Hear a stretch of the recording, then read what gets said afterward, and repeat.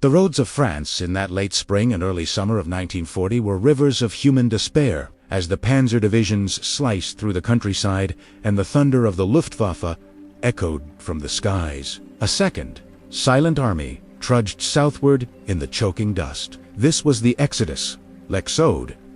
8 million French civilians, entire families, clutching suitcases and pushing handcarts piled with bedding and meager possessions, fleeing the advancing German war machine. Among them were countless women, herding children, tending to the elderly, their eyes scanning the horizon for a safety that was receding with every step. The orderly world had dissolved into a nightmare of strafing Stukas, abandoned automobiles, and rumors that spread faster than the enemy columns.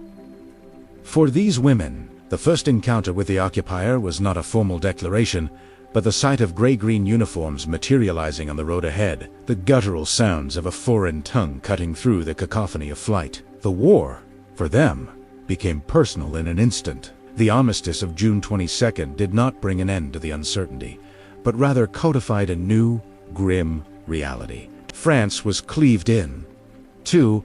The occupied zone in the north and west, directly administered by the German military, and the so-called free zone in the south, under the authority of the collaborationist Vichy regime of Marshal Pétain. In the occupied zone, the presence of the Wehrmacht was immediate and pervasive. Soldiers in field gray became fixtures on the boulevards of Paris, their boot falls a constant, grim metronome on the cobblestones. They requisitioned the best hotels, filled the café, and posted proclamations on every public square edix in a stark, bureaucratic German, translated into a coldly formal French. For the women of France, the occupation seeped into the fabric of daily life through 1,000 petty There were the curfews that confined them to their homes after dark, the endless queues for the rationed bread, coal, and clothing that never seemed sufficient.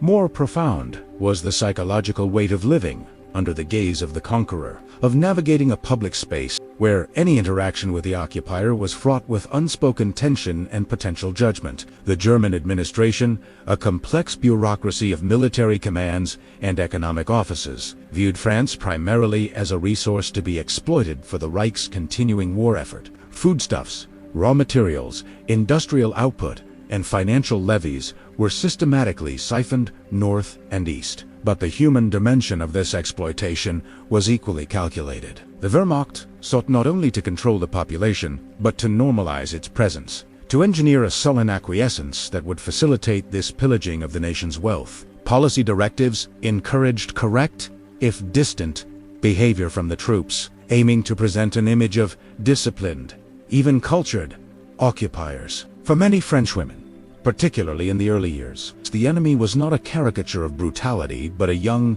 often polite soldier asking for directions, or an officer behaving with chilly correctness in a bureaucratic transaction. This veneer of normality was a weapon in itself, making resistance seem not only dangerous, but futile, and collaboration a matter of simple, daily pragmatism. Within this framework of control, the occupiers wielded a more intimate and sinister form of power: sexual coercion and the threat of violence. While systematic, military-sanctioned rape as a weapon of terror, as seen on the Eastern Front, was less commonplace in France, the threat was ever present and exploited. The power imbalance was absolute. Reports of sexual assault by German soldiers, though often suppressed by both the occupation authorities and a shamed civilian population, filtered through the cities and towns. The fear of such violence shaped every woman's existence, governing decisions about when to go out, which routes to walk, and the constant, exhausting calculation of risk. Parallel to this was the stark reality of survival prostitution.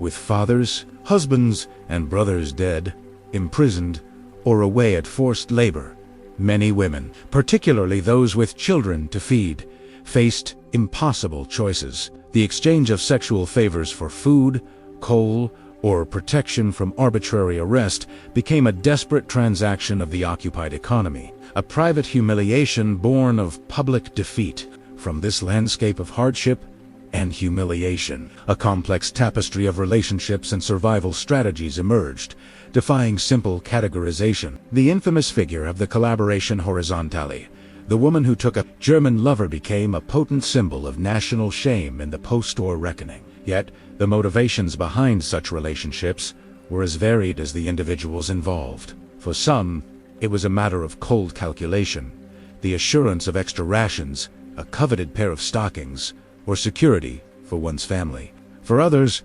particularly the very young, it was a tragic mix of loneliness, the allure of the forbidden, and the naive magnetism of a uniformed stranger in a time of gray bleakness. Then there were the more formal, yet equally fraught, interactions. Thousands of French women became employed by the occupation authorities as secretaries, cleaners, and cooks. They worked in the commandantry, typing the orders that enforced the occupation, serving the coffee in the requisitioned buildings. This was not collaboration in the ideological sense, but a daily, grinding complicity born of economic necessity. Their pay, in occupation francs or in-kind benefits, fed their families, but the cost was a piece of their own dignity, a silent bargain with the apparatus of their country's subjugation. The true, unvarnished face of the occupation revealed itself, not in Parisian cafes, but in the network of prisons, internment camps, and fortresses that dotted the land. For women suspected of resistance activities, sheltering Allied airmen, distributing clandestine newspapers, or smuggling messages, the consequences were swift and brutal. They were not spared the horrors of interrogation. Taken to places like Friends Prison or the Fort de Romainville, they faced the Gestapo and the Sicherheit. The methods were clinical and savage. Beatings, water, torture, prolonged isolation, and psychological torment designed to break not just the individual, but the bonds of family and loyalty. The screams that echoed in those stone corridors belonged to mothers, daughters, and sisters. For those who survived without breaking, or for those deemed sufficiently dangerous, the next stop was the convoy, crowded into fetid cattle cars. These women, political prisoners, would begin a journey eastward to the concentration camp universe of Ravensbrück, the only major Nazi camp built specifically for women. Their arrests and deportation often left children, orphaned, and families shattered. A domestic catastrophe that was a direct, deliberate product of the occupation's security apparatus. Yet, within this world of gray uniforms and gray morale, an extraordinary phenomenon took root and grew. The silent rebellion of the everyday. Resistance, for the vast majority of French women, was not about the dramatic gunshot or the bomb plot. It was a slow, stubborn, and deeply courageous war of attrition waged in the domestic sphere. It was the housewife who, when forced to billet a German soldier, served him meals deliberately undersalted and overcooked. A small, defiant sabotage of his comfort. It was the subtle gesture of wearing the colors of the French tricolor in a scarf or a brooch on a forbidden national holiday. It was the network of whispers that spread news from the forbidden BBC radio broadcasts. Each woman a link in an invisible chain of information, risking severe punishment for the psychological victory of knowing the war continued. They hid Jewish neighbors, forged ration cards, and secreted away parcels for prisoners of war. Their weapons were ingenuity, silence, and an unwavering commitment to preserving some semblance of French dignity and humanity in a system designed to strip it away. This was a resistance measured not in battles won, but in small acts of moral preservation that, collectively, formed the bedrock of the national will to endure. The long, weary years from 1940 to 1944 were a slow accretion of these moments of fear, of compromise, of resilience, and of quiet heroism. The women of occupied France lived in a perpetual state of negotiation with the authorities for every gram of bread, with their neighbors for every shred of trust, and with their own consciences for every difficult choice made in the name of survival. They bore the dual burden of keeping the home fires burning in a literal sense,